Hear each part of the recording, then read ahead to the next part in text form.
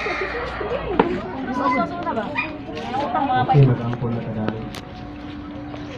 Mahal mo ang Diyos, salamat Amahan sa inyong kamaayo. Salamat Amahan sa inyong pagkabanhanan. Inyong na Amahan, ang inyong pangayo, ang inyong presensya, na diin magauban sa namin. Bisan pa man Amahan, ikaw ang ilauman na di mo kaming hatatag kasayuran about sa kinabuhi kuman sa kamatayon. Ablihi Amahan ang tagsa-tagsa kasalabutan. Ablihi Amahan ang tagsa-tagsa kasing-kasing na among mong masayran Amahan ang kahulugan about sa kinabuhi kuman sa kamatayon. Pasalamatan ka nako Amahan diha lamang sa inyong bugtong anak na si Jesucristo ang among Ginoo manluwas. Amen. Okay, malikot ka. Malikot ka.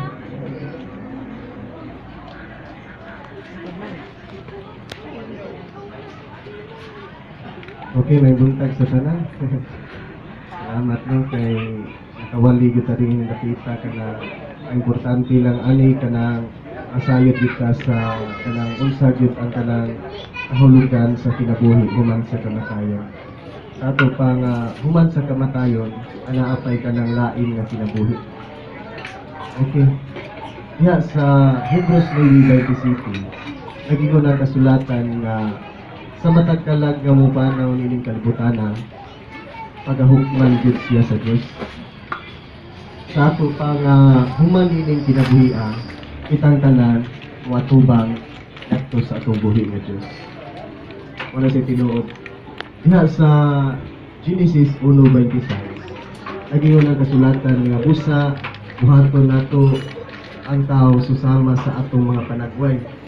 Sila ang magbuot sa mga isda, sa mga mananap, o sa tanang ihalas ang mananap nga naano ng kalibutana.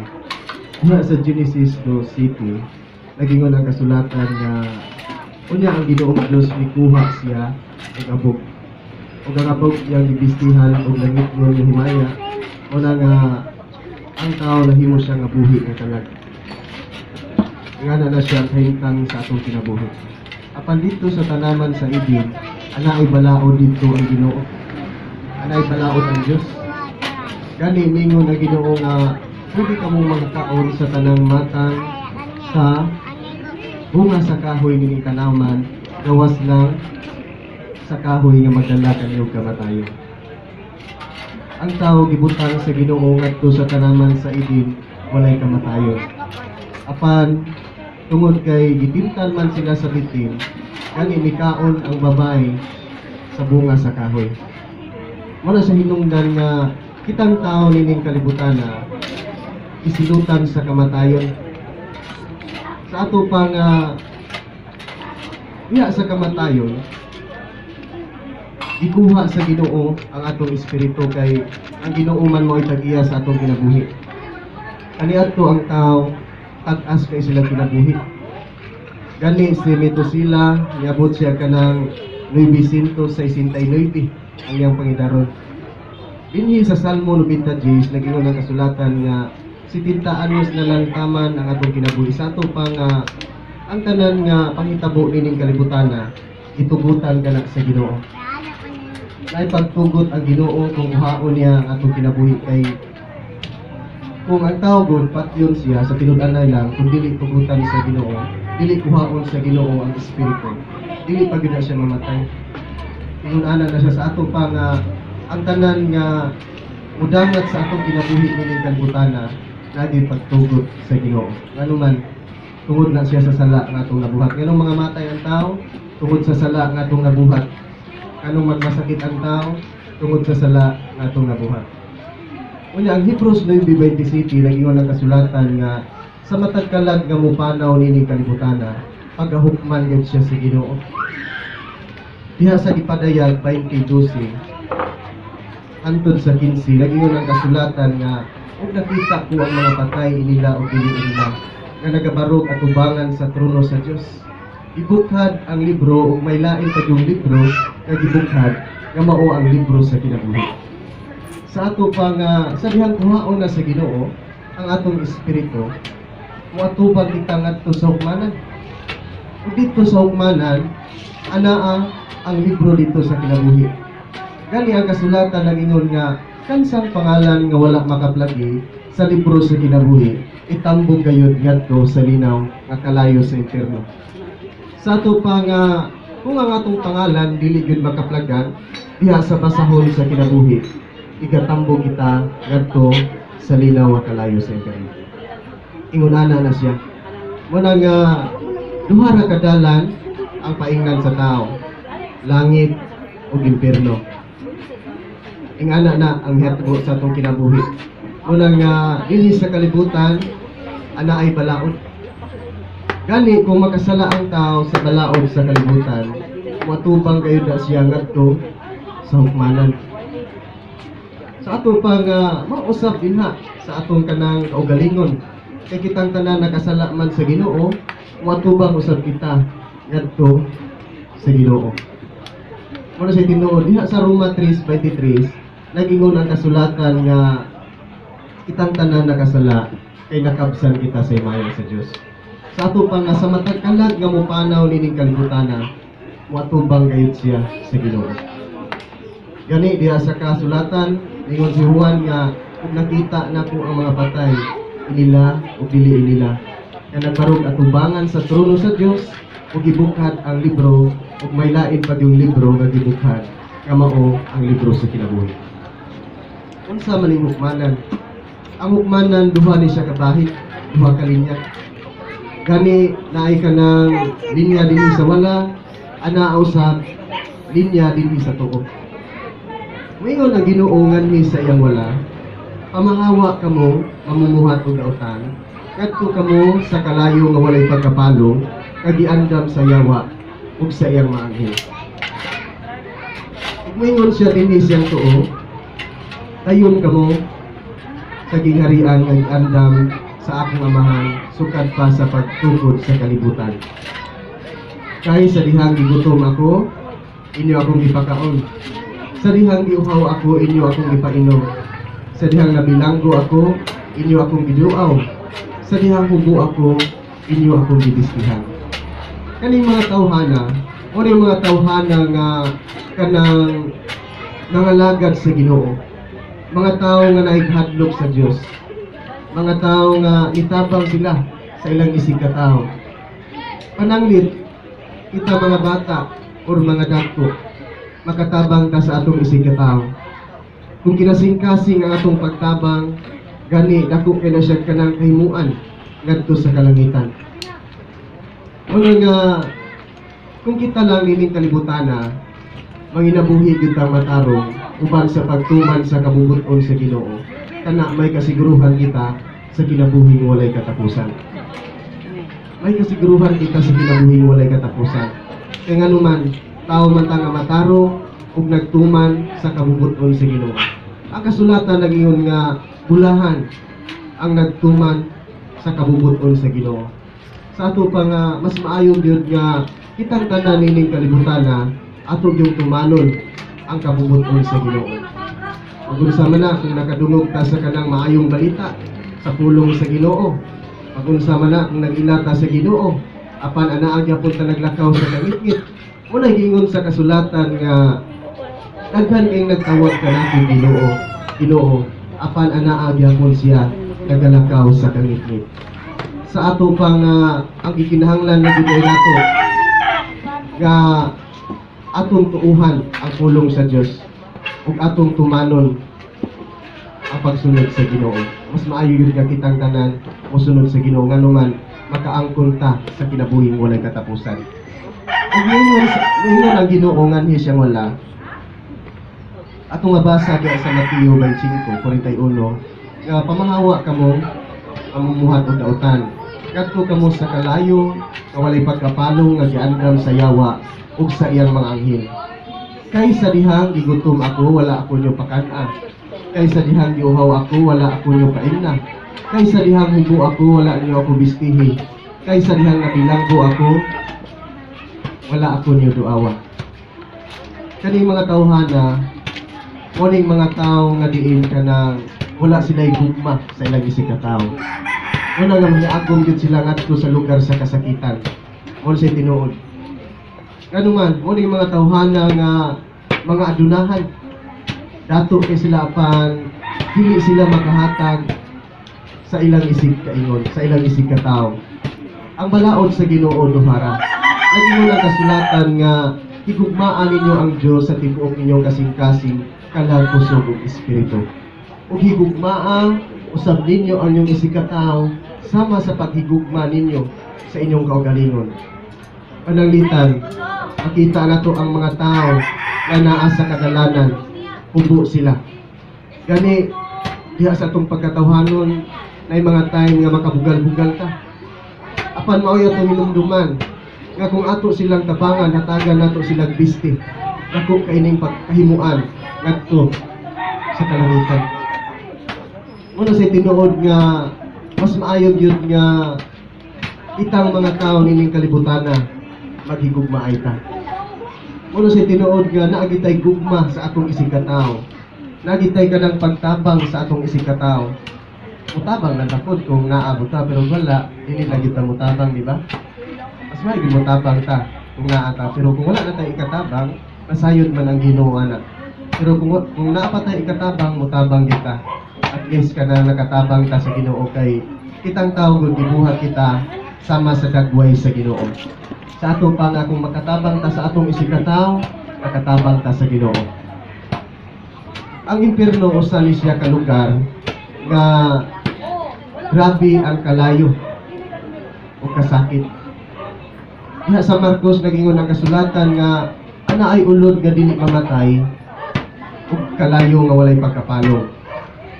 Ito maghilak sila ug managkagot sila sa ilang mga ngipon. Ang kasulatan nagingon diha sa 2 Tesalonica 1:9 nga mag-antos sila sa walay katapusan nga pagkalaglag ug ipahilayo sila sa presensya sa Dios ug sa iyang mahimayaon nga gahom. Sa ato pa nga dito sa lugar sa kasakitan walay katapusan nga pagkalaglag ang anaa dito. Muna itong numduman samtang naginabuhi pa tani ning kalibutana, ikinahanglan gyud nga naagitay pagpangandam sa atong kaugalingon. Nagingon ang kasulatan nga ayaw ninyo kaduki ang tawo nga makapatay sa inyong lawas ug inikhuman wala na siya mahimo nini. Kaduki hinuon ninyo ang Dios nga makapatay sa inyong lawas ug makahimo usab siya sa pagtambog kaninyo ngadto sa linaw nga kalayo sa impierno. Ikinahanglan di ay nini kinabuhi-a nga natay ka ng pag-amping sa atong kaugalingon. Muna nga manginabuhi yutang matarong matinuohon sa Ginoo aron makabaton kita sa kinabuhing walay katapusan. Amen. Ang langit usa ni siya ka lugar kadiin wala nay kasakitan. Mabasa nato diha sa Gipadayag 21:3-4 nagingon ang kasulatan nga wala nay paghilak, wala nay pagluha kay nahanaw naman ang daang mga butang. Gani nagingon ang kasulatan nga kanang upuyo na ang Diyos tipon kanato ug kita mamahimo niyang katawhan ug siya mamahimo nato nga Diyos. Upuyo na siya hangtod sa kinabuhing walay katapusan. Sa ato pa nga ang langit life eternal. Ang impierno kinabuhi usab nga walay katapusan. Una nga samtang naapatan ining kalibutana, ikinahanglan nga mohimo ta desisyon sa atong kaugalingon. Asa ba ta? Mga lagad sa Ginoo o dili? Kung mga lagad ka sa Ginoo, makakita ka sa kamatuoran ug anaa kay kasiguruhan sa imong direksyon. Sa ato pa nga diha sa pagpangalagad nimo sa Ginoo, kanang imo yung kanang masuta ang tinuod nga kamatuoran. Masayod ka sa kamatuoran. Una nga nanakay kahadlok sa pagbuhat sa sala. Nanakay kahadlok sa pagtamay sa imong isig katao. Muna nga ang mga daotan nga pulong nga naa sa atong baba mga wala na kay tungod nagsunod naman ta sa Ginoo. Ano sa tinuod nga pagabuhaton sa mga tao ni kalibutana aron makaangkon siya sa kinabuhi nga walay katapusan. Diha sa Lucas 16:19 hangtod sa 23 ana ay usa ka dato. Gani ang dato nagsulob siya og mahalon nga bisti. ug anaa usay usa ka kabus nga gipanganlan og Lazaro ug napuno siya sa kabahong.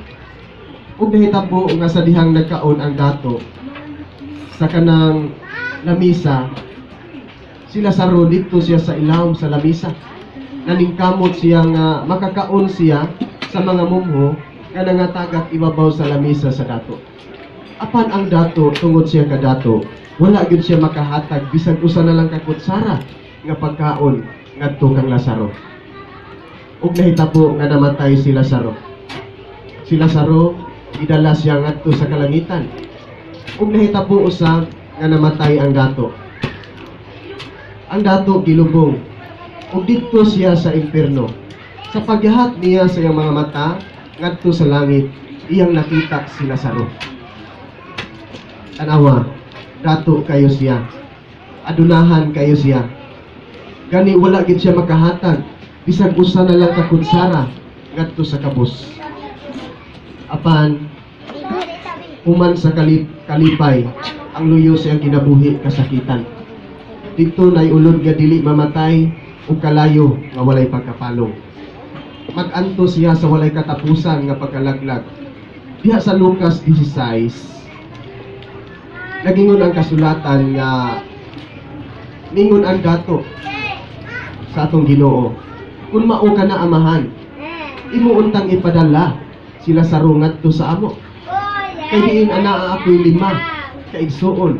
Gusto nako nga dili sila mahianhi sa lugar sa kasakitan.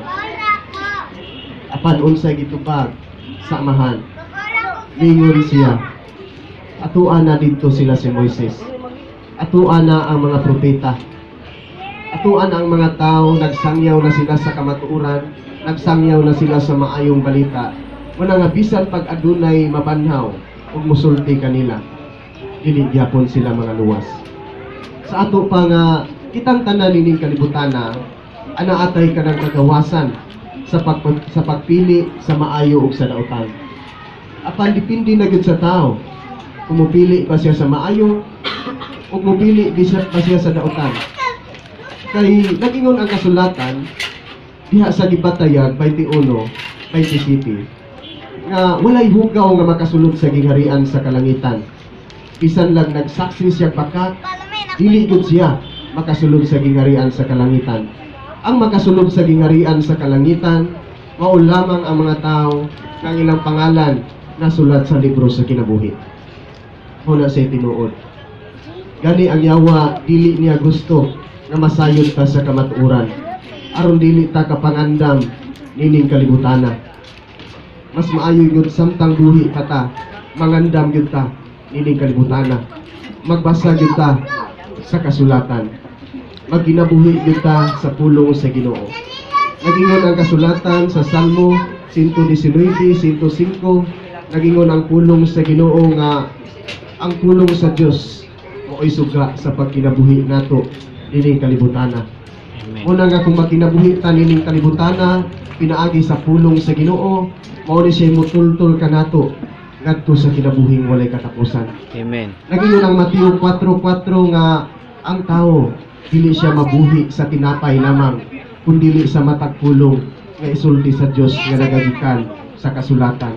Sa ato pa nga kada adlaw, pakanon nato ang atong kaugalingon ug pagkaon, pakanon usab nato ang atong kaugalingon ug pulong sa Ginoo.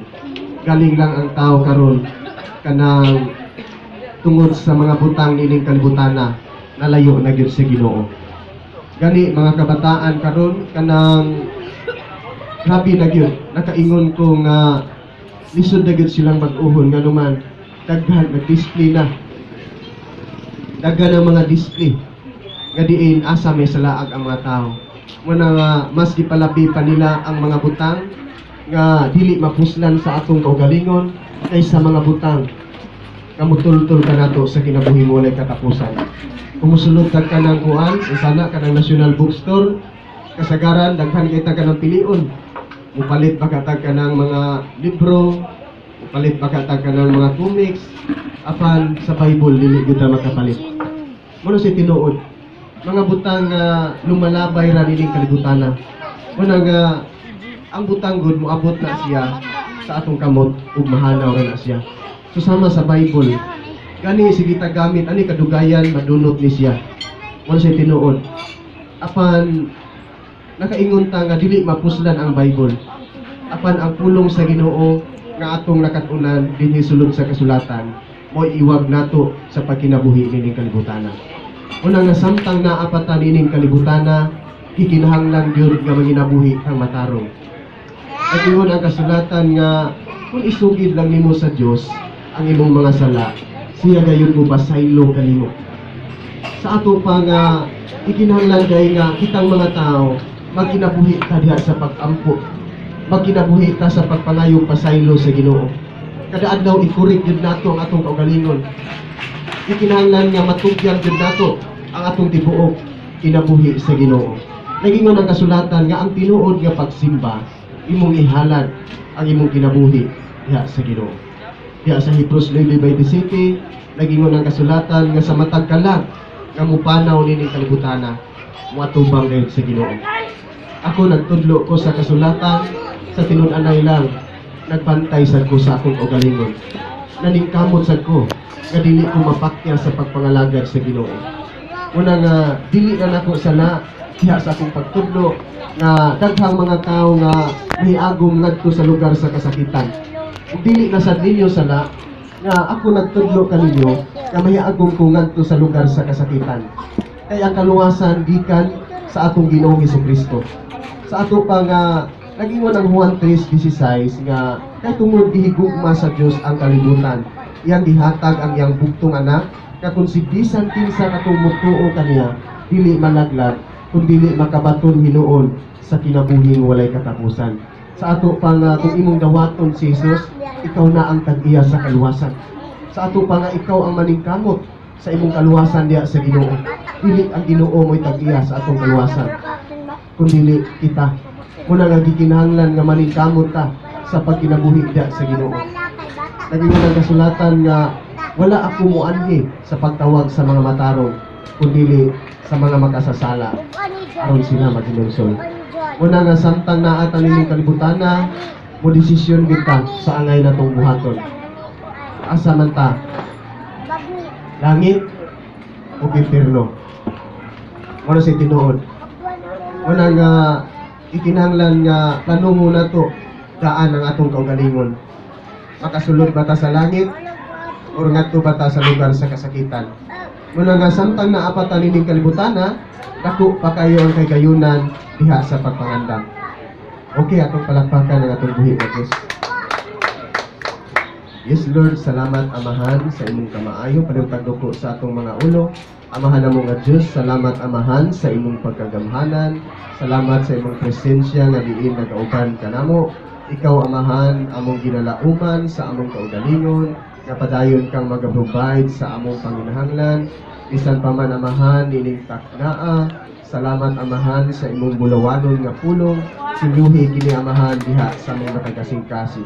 Bisan pa man Amahan sa mga tao nga nakadungog sa imong mensahe, ikapang ilang kasing-kasing Amahan, taduga sila pinaagi sa balaang espiritu, ug giyahi sila sa paginabuhi nining kalibutana, ug hangtod na sa kinabuhing walay katapusan.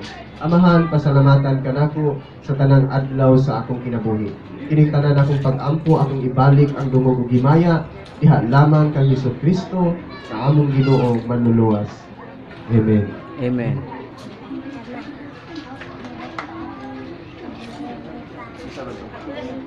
Thank you.